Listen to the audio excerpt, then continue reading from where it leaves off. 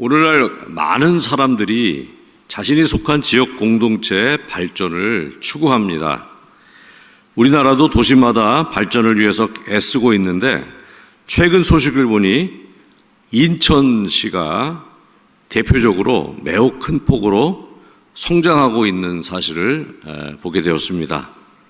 2024년 통계를 보니까 그 기준에 의하면 인천시의 15세 이상 경제활동 인구가 서울 다음이고 총 생산 규모도 역시 서울 다음이라고 합니다.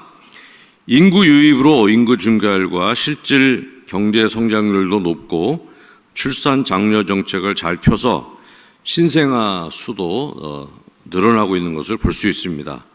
이제는 공공연하게 인천시가 이제 부산시를 제치고 실질적 대한민국 제2도시라고 인정되고 있습니다. 전문가들은 이렇게 된 요인으로 서울에서 가깝다는 점과 또 기업을 유치하고 또 국제학교 설립 등 국제도시를 지향하는 인천시의 여러 가지 좋은 정책들이 더해진 결과라고 이렇게 분석을 합니다.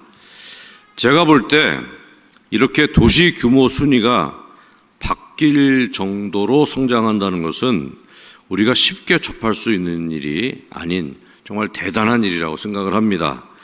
모든 지역에서 발전을 희망하고 노력하지만 노력한 만큼 이루어지지 않을 뿐만 아니라 오히려 안타깝게도 규모가 축소되어 심지어 소멸하는 지역도 있는 것을 보면 이렇게 한 도시가 어떤 이유이든 간에 이렇게 발전한다는 것은 매우 참 고무적인 일이고 그 도시 입장에서 본다면 굉장히 쉽지 않은 일이라고 생각을 합니다.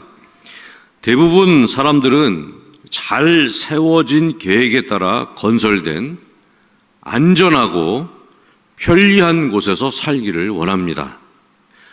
완벽한 계획과 그 계획에 따른 통치와 보존 그리고 심판과 완전한 천국의 여정을 또 정교하게 이루시는 하나님을 시계공에 비유한 신학자가 있었습니다. 영국의 성공의 신부이며 신학자였던 윌리엄 페일리라는 그런 사람입니다.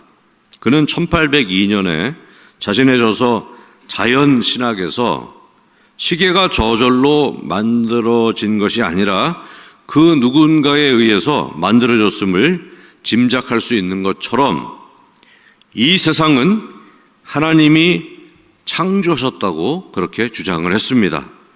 당시 시계는 복잡함과 정교함의 대표적인 상징물이었습니다. 그런 만큼 시계공도 전문성을 지금보다는 훨씬 더 인정받았던 그런 시대였습니다.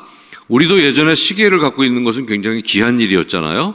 그런 만큼 1800년대 초반 같으면 이건 시계는 굉장히 귀한 그런 물건이었고 그 시계가 그렇게 시간을 정확하게 맞춘다는 것은 매우 정말 사람들이 놀랄 만한 그리고 어떻게 보면 인류 문명은 한 차원 더 발전시키는 그런 귀한 어떤 자원으로서 이 시계가 그렇게 대표적인 그런 존재였다고 생각합니다. 그래서 이 시계공의 이 신학자는 하나님을 비유한 거예요. 그래서 윌리엄 페일리는 시계공에 의해서 복잡한 부품으로 만들어진 시계가 정교하게 움직이는 것처럼 이 세상은 창조주 하나님에 의해서 그렇게 정교하게 움직여진다. 그렇게 주장했던 것입니다. 그런데 그로부터 약 180여 년 뒤에 이 윌리엄 페일리의 시계공 이론을 마치 조소하듯이 영국의 생물학자 리처드 도킨스가 1986년에 눈먼 시계공이라는 제목의 책을 발표합니다. 이 책 제목처럼 이 책은 윌리엄 페일리의 시계공 이론을 반박한 그런 내용이 상당히 많이 포함되어 있습니다. 이 도킨스는 모든 생명체는 이 책을 통해서 숙련된 시계공이 설계한 것처럼 존재하는 것이 아니라 앞을 보지 못하는 눈먼 시계공이 나름대로 고쳐보려고 애쓰는 과정에서 번번이 실패를 거듭하다가 가끔 요행이 시계가 작동하는 것처럼 생명체가 존재한다고 이렇게 주장을 합니다. 즉 모든 생명이 자연 선택, 즉 의도나 목적 없이 무작위의 돌연변이와 진화의 과정으로 존재한다는 그런 이야기를 하는 것입니다. 여러분은 윌리엄 페일리라는 이름은 어쩌면 오늘 처음 들어보셨을지 모르겠어요. 그러나 리차드 도킨스라는 사람의 이야기는 제법 많이 들어보셨을 것입니다. 리차드 도킨스가 보다 더 최근 사람이기도 하지만 그는 다윈 이후 가장 전문성을 가진 진화론 학자로 인정받고 있으며 대중적으로도 유명한 책을 많이 썼기 때문에 책을 많이 읽는 분들은 찰스 도킨스라는 이 이름이 그렇게 낯설지는 않을 것입니다. 그는 눈먼 시계공뿐만 아니라 만들어진 신 등을 통해서 무신론을 주장하는 정도가 아니라 기독교를 비롯한 종교 자체를 적극적으로 비판합니다.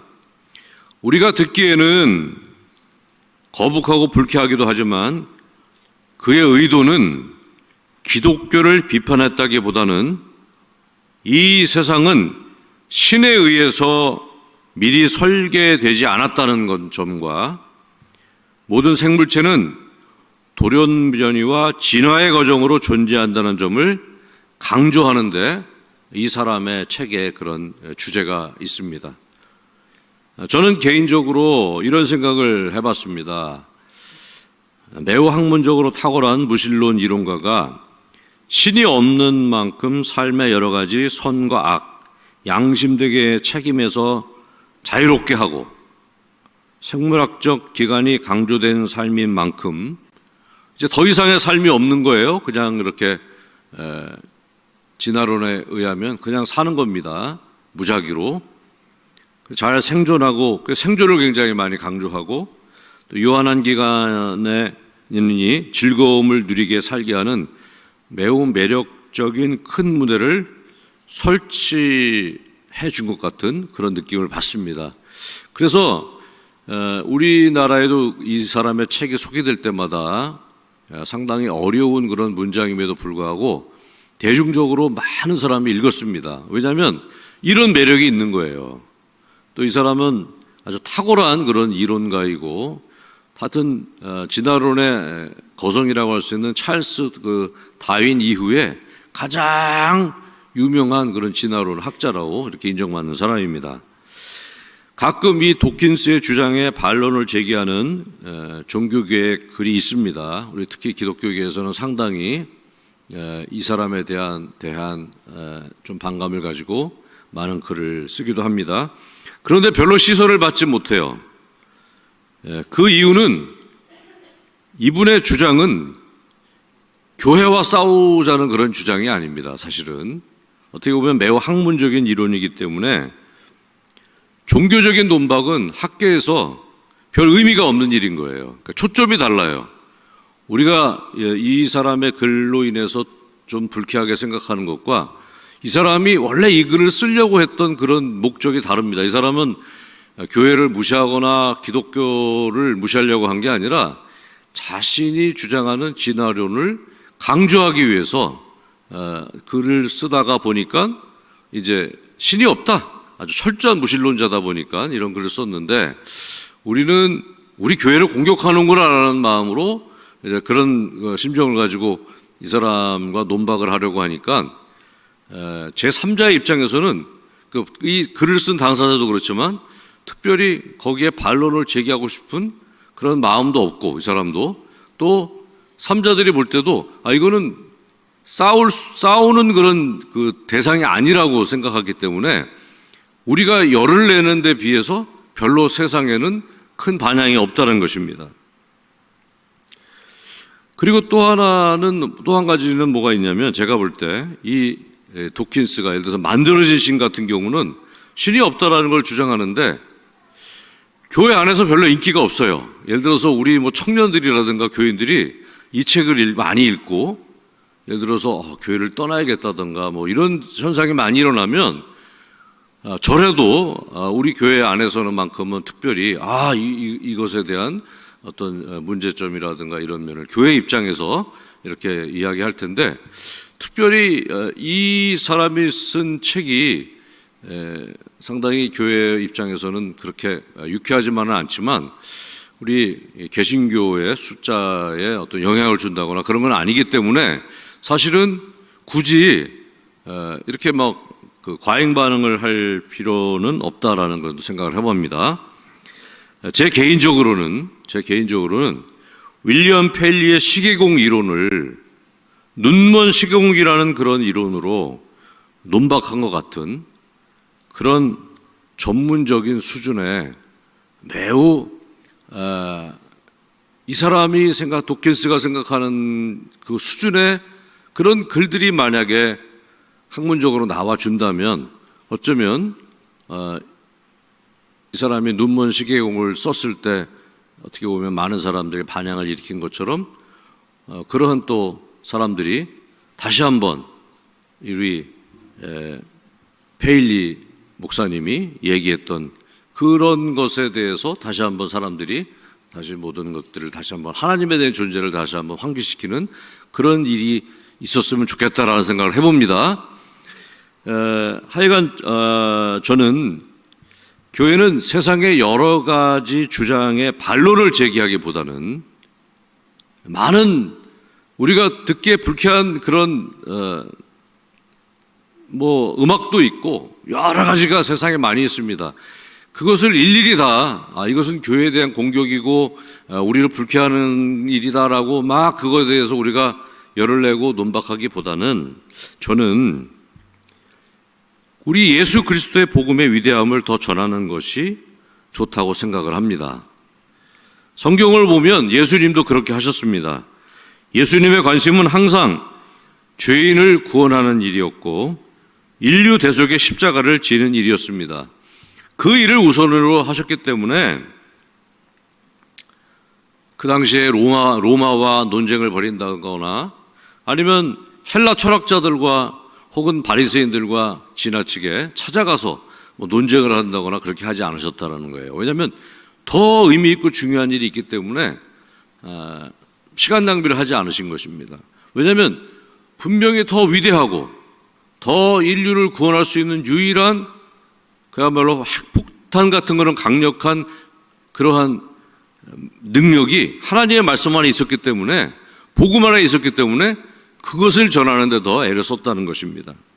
그런 의미에서 오늘 제가 드리고 싶은 이야기는 이 세상의 모든 것을 완벽하게 설계하시고 운영하시고 고치시는 전능하신 시계공 같은 하나님에 관한 이야기이고 그 하나님을 믿는 자녀가 누리는 소망에 관한 이야기입니다.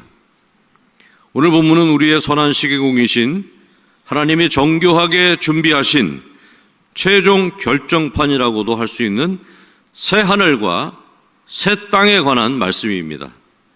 오늘 본문을 함께 읽어보겠습니다. 보라, 내가 새 하늘과 새 땅을 창조하나니 이전 것은 기억되거나 마음에 생각나지 아니할 것이라. 이 말씀은 우선 바벨론 포로 생활 이후 이스라엘 백성들에게 고국으로의 귀환과 영적으로 회복될 새로운 환경을 주시겠다는 하나님의 약속의 말씀입니다. 그리고 궁극적으로 예수님을 믿고 구원받은 성도가 영원히 거하게 될 새하늘과 새 땅, 즉 천국을 약속하는 말씀입니다. 본문 18절부터 25절 말씀 보면 이 새하늘과 새 땅은 여러분 잘 아시는 것처럼 영원한 기쁨과 즐거움이 가득한 곳이고 질병과 죽음이 없고 모든 수고가 헛되지 않고 재난이 없으며 하나님과의 교제가 풍성하고 어떤 해함이나 상함도 없는 것이라고 증거하고 있습니다. 선하시며 의로우신 하나님은 한순간도 쉬지 않고 인류 구원의 역사와 공의로운 심판을 하시다가 하나님의 시간이 되었을 때 끝까지 예수 그리스도에 대한 믿음을 지킨 성도에게 새 하늘과 새 땅을 내려주실 것입니다.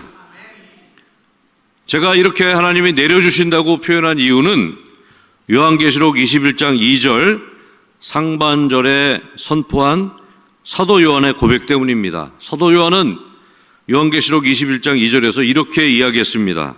또 내가 보매 거룩한 성 새 예루살렘이 하나님께로부터 하늘에서 내려오니, 새 하늘과 새 땅이 새 예루살렘으로 이름되는 그 하나님의 나라 천국이 하늘에서 내려온다는 것입니다. 내려오는 거예요. 하나님이 마치 우리에게 선물을 주듯이 이렇게 내려주신다는 것입니다. 이 세상, 그리고 하나님이 마련해주신 새 하늘과 새 땅은 한치의 오차도 없이 창조주 하나님의 경륜 속에서 우리 믿음의 성도들에게 주어질 것입니다. 하나님은 반드시 약속을 지키시는 하나님이십니다. 이사야 선지자는 주전 740년부터 50여 년간 하나님의 말씀을 전했습니다. 그의 예언은 한치의 오차도 없이 실행되었습니다. 주전 538년에 포로기한이 이루어졌습니다. 오늘 이 말씀을 이제 이사야 선지자가 하나님의 말씀을 듣고 예언했을 때 그대로 이루어졌고, 또 그대로 예수님이 이 땅에 오셨고, 그 연장선에서 우리는 지금 주님의 약속을 믿고 확신하며 예수님이 다시 오시는 날을, 그리고 모든 성도에게 내려주시는 새하늘과 새 땅의 소망을 갖고 오늘을 사는 것입니다. 한치의 오차도 없이 계획하신 대로, 그리고 우리에게 약속하신 대로 모든 것을 이루시는 하나님이 우리의 소망이며, 그리고 그 하나님이 성경을 통해서 약속하신 모든 것을 지키신다는 것이 또한 우리의 소망인 줄로 믿습니다. 우리는 그래서 천국의 소망을 가지고 살아야 합니다.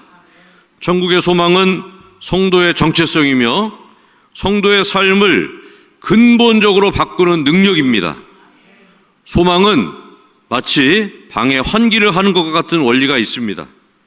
환기하면 방 안에 더러워진 공기가 나가고 신선한 공기가 들어와서 우리 뇌에 산소가 공급되어 활기가 나고 기분이 상쾌해지지 않습니까? 그런 것처럼 우리는 여러 가지 상처나 후회, 미움과 시기심, 실패와 근심, 걱정과 염려, 공포와 좌절감 등 어두운 모든 것을 내 마음에서 몰아내야 하는 것입니다. 이 어두움을 몰아내야 하나님이 내려주실 새 하늘과 새 땅, 천국이 상징하는 은혜와 사랑과 평안이 내 마음과 내 삶을 주장하게 되는 것입니다. 이렇게 할 방법은 회개하는 것입니다. 어두움이 자리 잡게 된 원인이 어디에 있든 그 어두움을 내 마음에 자리 잡게 한 책임은 나에게 있는 것입니다. 옆에 사람이 나를 분노하게 해서 내 마음이 미움으로 가득 차게 됐건 분노로 가득 차게 됐건 어찌 됐든 그 사람이 문제가 아니라 그 마음을 내가 품고 있다는 것이 나에게 문제인 거예요. 그래서 이것을 빨리 걷어내려면 우리는 회개해야 되는 것입니다. 회개해야 되는 거예요. 이것이 어두움이 내 마음에 자리 잡은 것에 대해서, 그 사실에 대해서 회개해야 되는 것입니다. 하나님은 한없이 우리를 사랑하시고 우리를 위한 복된 계획을 세밀하게 세워놓으셨지만 우리가 그 복을 누리려면 마음을 열고 받아들여야 하고 기꺼이 마음의 방을 치울 생각을 해야 하는 것입니다. 그래서 우리는 회개하는 것입니다. 회개는 하나님이 대신 해주실 수가 없어요. 내 마음에 소망을 갖기를 원한다면 힘드시더라도 내 마음속에 있는 모든 더러운 것들을, 어두운 것들을 치워내야 되는 것입니다. 회개할 때 우리 하나님께서 하나님의 능력으로 치워주실 줄로 믿습니다. 그러면 이제 그 자리에 하나님이 주시는 소망으로 가득하게 되는 것입니다. 우리는 내 마음을 하나님의 나라로 가득 채우기를 소망하며 마음의 방을 치우고 깨끗하게 유지해야 될 줄로 믿습니다. 이 길이 한치의 오차도 없이 선을 이루시는 하나님의 은혜를 풍성히 누리는 유일한 길입니다. 하나님 나라로 내 마음이 가득 채워질 때 우리는 하나님 나라의 소망을 주변에 전할 수 있는 능력을 얻게 되는 것입니다. 천국 백성은 마음에 하나님이 주신 천국의 소망으로 가득한 사람이고 그 천국 소망으로 주변을 천국으로 바꾸는 데 쓰임받는 사람입니다. 제가 여러분께 질문 하나 드리겠습니다. 여러분이 등장하면, 여러분이 나타나면 여러분의 가정은 천국으로 바뀝니까? 어떻다고 생각하세요? 내가 등장하면 어두웠던 우리 가정이 광명의 빛이 비치고 다들 기뻐서 박수를 치고 환영을 합니까? 아니면 다들 뿔뿔이 도망갑니까? 밝음 속에 있다가 내가 나타나면 어둠이 등장한 것처럼 다들 방 안으로 흩어진다고 생각하세요? 아니면 내가 등장하면 집이 밝혀진다고 생각하십니까? 여러분이 천국을 만들고 계세요? 지옥을 만들고 계세요? 예수님이 이 땅에 오셨을 때 그분이 계신 곳은 항상 천국으로 변했습니다. 절망을 소망으로, 슬픔을 기쁨으로, 지옥을 천국으로 바꾸시는 능력을 보여주셨습니다. 우리의 소원이 예수님을 닮는 것이라면 우리의 삶에도 그런 모습이 있어야 될 줄로 믿습니다. 가까운 가족에게, 무엇보다도 가까운 가족에게 천국이 느껴질 수 있게 쓰임받는 한 주간이 되시기를 주님의 이름으로 축원합니다. 정말 이번 한 주간은 다음 주에 여러분 오실 때 내가 마음 먹고 내 주변을 천국으로 한번 바꿔봤습니다. 나 때문에 내 아내가 행복했고, 나 때문에 내 남편이 행복했고, 나의 부모님이 나 때문에 기뻐하셨고, 나의 자녀들이 나 때문에 천국을 누렸습니다. 라는 그런 한 주가 되시기를 주의 이름으로 부탁드립니다. 말씀을 정리하겠습니다. 여러분은 좋은 계획과 그 계획대로 잘 지어진, 그래서 치안이 잘 유지되고 가치관이 건강한 도시에서 살고 싶으십니까? 아니면 되는 대로 즉흥적으로 지어진, 언제 무슨 일이 일어날지도 모르는 혼란스러움 속에서 가치관도 없는 그런 곳에 살고 싶으십니까? 어느 곳에 살고 싶으세요? 저는 여러분을 완벽하게 설계된 하나님의 나라에 초청하기를 원합니다. 하나님은 한치의 오차도 없이 온 세상을 운영하시며 한치의 오차도 없이 예수님을 이 땅에 보내셨고 한치의 오차도 없이 십자가에서 죽으시고 3일 만에 부활하시고 한치의 오차도 없이 모든 인류가 하나님께 용서받고 구원받을 준비를 해주셨습니다. 그 세밀한 계획에 따라 우리는 구원을 받았고 무려 새하늘과 새 땅을 이제 선물 받게 되었습니다. 사랑하는 성도 여러분, 혹시 여러분 중에 아직도 예수님을 믿지 않는 분이 계시다면 이 시간에 한치의 오차도 없이 이 세상을 선하게 다스리시는 예수님을 주인으로 영접해 주시기를 부탁드립니다. 그리고 이런저런 일로 절망하고 두려워하는 분이 계시다면 하나님께 마음의 모든 어두움을 모려내달라고 기도하시고 회개하시고 그것을 하나님만이 주실 수 있는 새하늘과 새 땅의 소망으로 채워달라고 기도하시기 바랍니다.